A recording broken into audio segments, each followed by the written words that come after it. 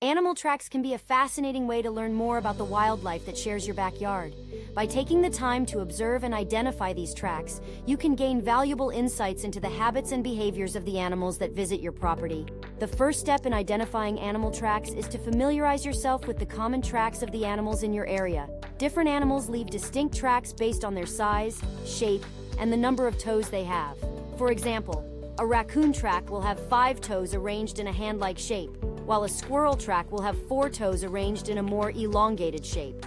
Once you have a basic understanding of the tracks of common animals in your area, you can start looking for tracks in your backyard.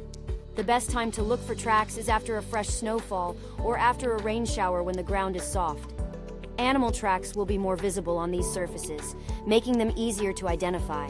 When looking for tracks, pay attention to the size and shape of the track, as well as any other distinguishing features. For example, a deer track will be larger and more elongated than a squirrel track, with a distinctive heart-shaped imprint at the front.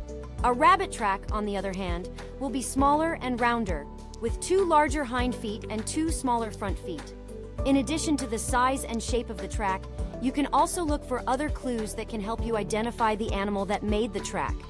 For example, if you find tracks near a tree with chew marks on the bark, you may be able to deduce that a squirrel or a chipmunk made the tracks.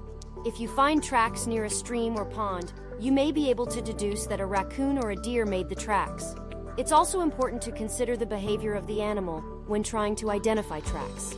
For example, if you find tracks leading to a hole in the ground, you may be able to deduce that a groundhog or a rabbit made the tracks.